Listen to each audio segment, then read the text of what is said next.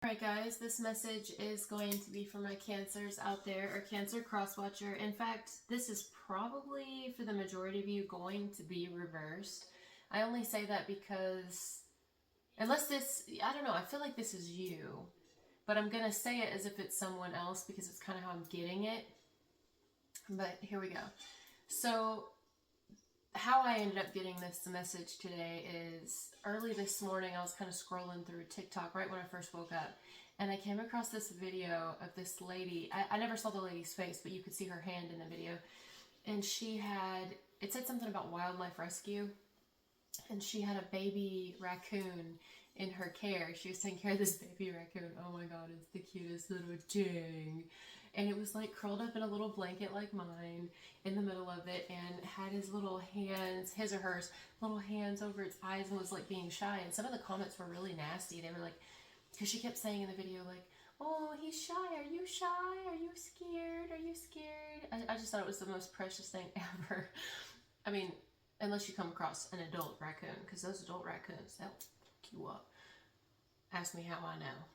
I ain't scared. They're cute, but don't get too close to them because they'll fuck you up. Anyway, people in the comments were like, yeah, I bet the raccoon is scared because you have the camera right in its face, which the camera was very close to its face, but I mean, I don't think that's what was scaring the raccoon. I think the raccoon was just scared because it's, what is this human? What are you? You don't look like me. Where's all your hair out on your face? You don't look like my mama. Where is my mama? You know what I mean? Like, the raccoon was out of its comfort zone. It was not around any other raccoons. It was around these strangers. And, not that there was anything wrong with the woman, but it's a raccoon around humans in a weird, odd environment, out of its habitat, out of its comfort zone. And so that really stood out to me. And I was like, okay, so I'm going to apply that today in Cancer's message. Whoever I'm picking up on, of course, it could be you. But I'm going to say it's someone else. You love this person dearly. You love them. If you don't just love them, you adore them. Whether it's romantic, whether it's a friend of yours, whether it's somebody you work with, and you're like, I just love, or worked with, past tense, whatever it is, it's like, I absolutely adore you. I know I need to be tender with you. Like, you really understand, or past tense, you understood this person. And I guess I say past tense because perhaps this person's grown up and you've set them free into the wild again. I don't know. But, they're out of their comfort zone, or they were. Whenever you cross paths with someone, or if this is to come, they're not where they're used to being. They're not around who they're used to being around. It's a new environment. This is an individual who feels very out of place. They don't, yes, they can be vicious. Yes, they have sharp teeth. Yes, if they need to, they'll use them, or this is you. But they don't want to.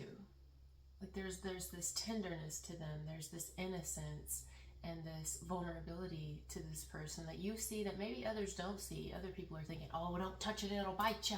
Oh, don't set it free, set it back out there, it'll learn to live on its own. Oh, better be careful, it's gonna give you some sort of disease. Like, there's a lot of people that have their opinions, and maybe even not negatively about it, this person, but maybe people have opinions like, I could even take better care of it than you. I could take better care of them than you. Something like that. But, in which case I would say, then be my guest. You know what I mean? Because other people don't understand this individual like you do. They're also not the one that took it in, did they? You're the one that nurtured this individual. You're the one that took them in. Whether you took them in as a friend, again, a lover, or you have currently, or you will if this is to come, or somebody, I don't know. You took someone, I'm hearing, under your wing. Under your wing. Under your wing, in your care. You nurse them back to life. They have mother issues, because in the video she said that the raccoon knew she wasn't mama and didn't have her mama. So I don't know if somebody here was like, just had issues. Maybe they don't, but if so, it makes sense, But it was just the most precious thing. Like, you see the most precious side of someone. You see through their fear. You see through their viciousness. You see through their bite, through their fierce, through their teeth. You see through all of it, and you can tell this is a good soul, and that's what really matters to you. You can see that this is someone who needed to be loved from the beginning, and they weren't loved properly. They were maybe even taken from their mother too soon. Why do I keep going back to that? There's got to be something to that. Or they were just taken from care too soon. Like they've experienced too much trauma.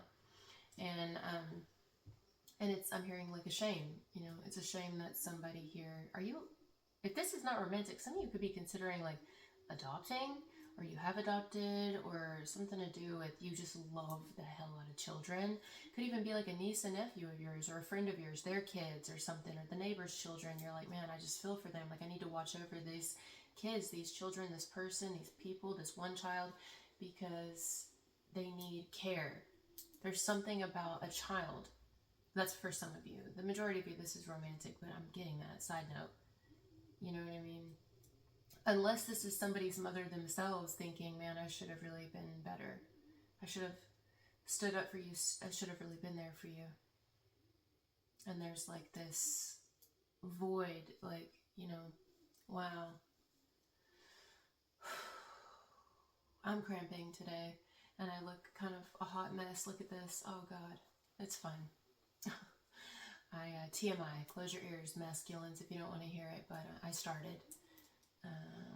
I've been starting for the past couple of days during the eclipse or whatever, and it just kind of came early, like a week and a half early. I'm like, are we doing this? Are we? Yeah. Okay. We are? Okay. That's great. That's fine. You just have a mind of your own, don't you, vagina?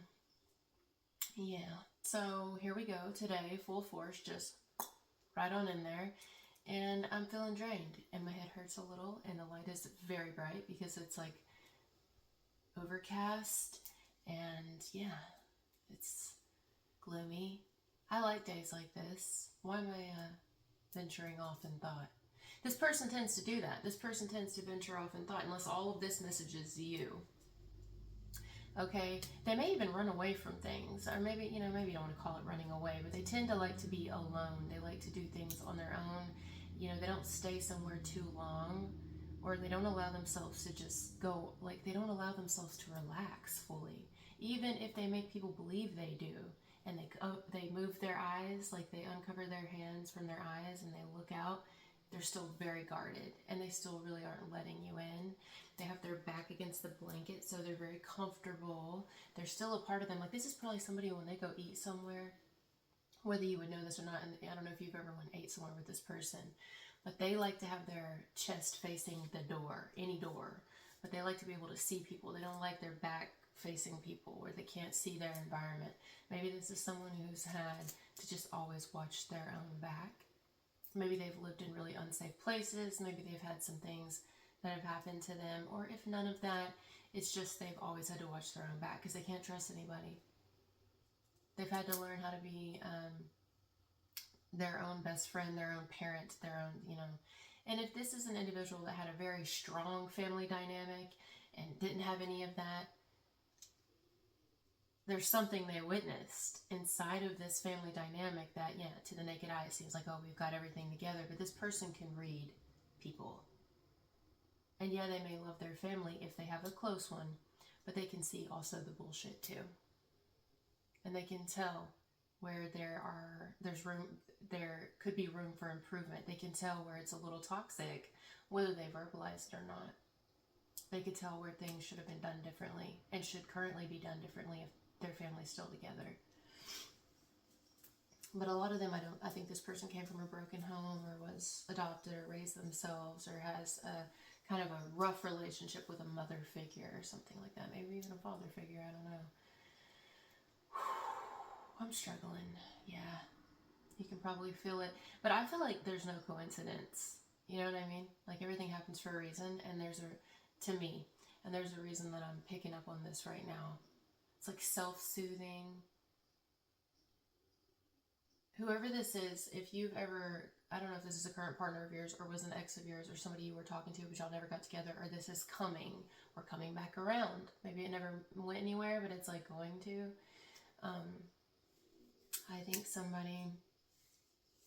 I think this person is, was, or will be a very good cuddler. Like you just want to wrap them up in a blanket and cuddle them. Like that's all they really want, even if they kind of give off the vibe of like they don't need anyone. Yeah, they do.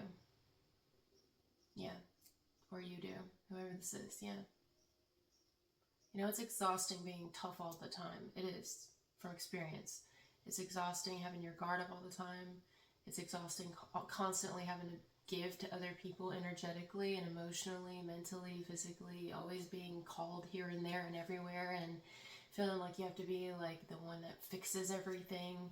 And when sometimes it's just nice for somebody to just wrap you up in a blanket, swaddle you, man or woman, and tell you everything's going to be okay, or maybe not say anything and just be there. Shut out the noise, you know.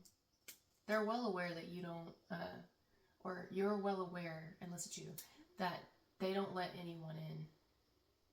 And it's interesting because I feel like they attract a lot of people. Look how many people were, well, you can't, and I don't know where to find that video. Maybe I can find the video. Let me write that down before I forget. Try to find the raccoon video. Link it in comments. Y'all know my mind. If I don't write it, I'll forget it. What was I saying? Comments. There were so many people that flocked to that video, even myself, because I'm like, oh, it's so cute, look. It's like this person attracts a lot of people, but you don't just attract good people, you attract bad people too, you know? People that don't mean you well, people that just want to gawk at you, people that aren't really there for the right reason, and it's an energy drain. They take your energy. It's like people constantly just, you know, when this person really just wants to be left alone or cuddled and feel safe. And then when they don't, they run. They hide. They're just looking for other people on this planet that are like them. They may feel very out of place. I keep getting that. They feel very out of place here. Maybe even in the human experience, like the human existence, they feel very, I'm hearing foster, so some of you it's definitely like maybe even a foster child. But if it's not, listen, a lot of you it's romantic, you know, or maybe they're older now, but they were. I don't know. There's a lot of stories here.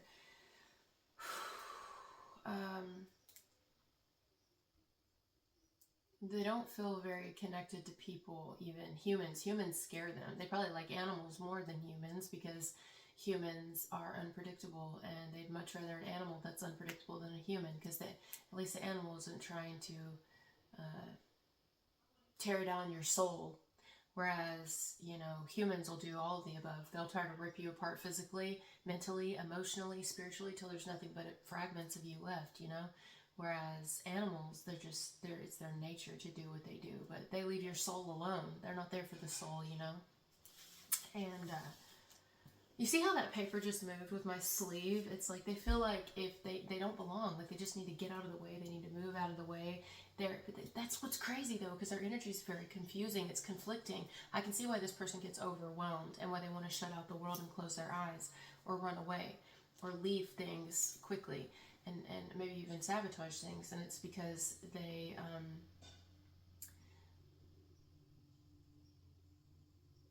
you know, they have a very loner personality, but then they also give off this extroverted, like an extroverted introvert.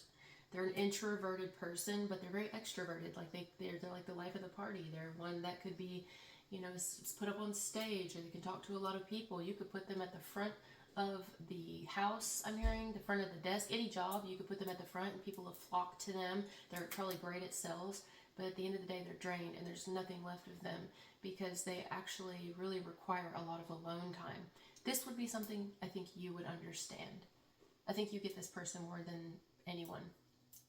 And you wish that you could have, or if this is past, you wish that you could have connected with this person on a deeper level without everyone else around you too. Maybe even you're like this person and you're both like each other and you mirror each other.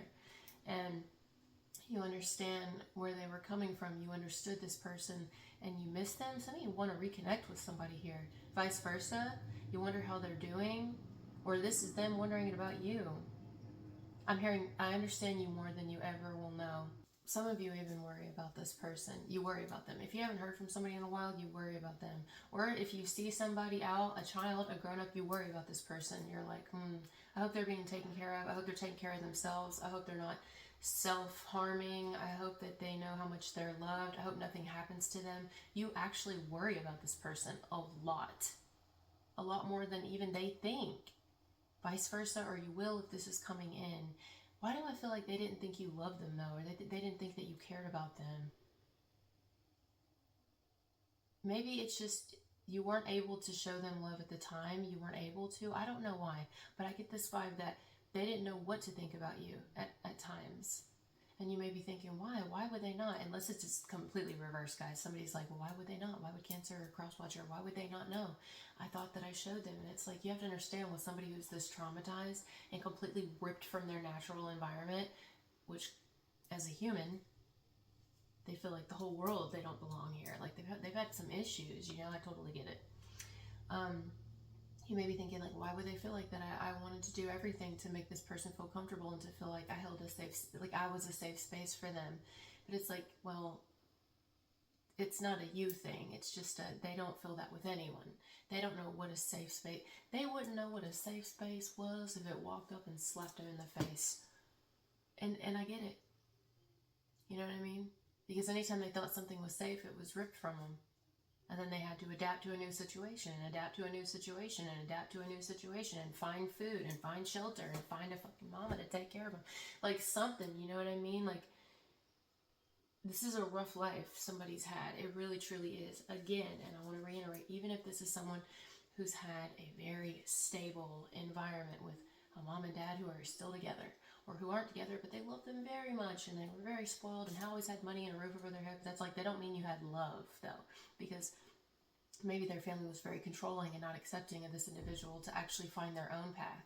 Maybe they were very much like, if you don't worship our way at our church and our beliefs and our religion, and you don't do this, and you don't marry by the age of blah, blah, blah, to our kind, or to blah, blah, blah, blah, you know, just too opinionated, too judgmental, too involved, instead of being actual love, which is, I accept you no matter how you are, no matter what you choose, and no matter who you choose and who you love. That's not their family, if they even have one. Or yours. Even if this is somebody who lies to themselves, this may even be somebody who says, no, my mom and my dad were great, or are great if they're still here on this planet. You know, no, they're great. And it's like, but deep down, this person just doesn't want to, like, you know, maybe ruin the family name or bring shame to their family. But it's like, if they were being honest with themselves, they'd realize there was some work that these people could have done. And if they can say that they don't think there's work their family could have done, they need a lot of work, because everyone can do work, myself included, every day. Someone may even think that you don't like them. Maybe they felt like they weren't good enough for you or something, and that could be like the furthest thing from the truth when you actually very much love this person. Maybe they feel like they're just a burden to you, or that they didn't belong, or that they were just gonna fuck up your life. That's how I'm hearing it. Somebody thought that being around you, that they would fuck up your life. That's not for everybody. That's if you had a close personal relationship with somebody, or it's coming in. Someone will think that. Some of you, this is an ex, but some of you, it's not an ex. It was somebody that you met quickly, briefly. Y'all didn't know each other very long, but it was long enough that it made a very big impact on your life, like vice versa. I'm going to leave it here. I love you guys so much. Thank you for being here with me, and thank you for being patient with me while I bleed like a stuffed pig. Ew. Talk to you later. Bye.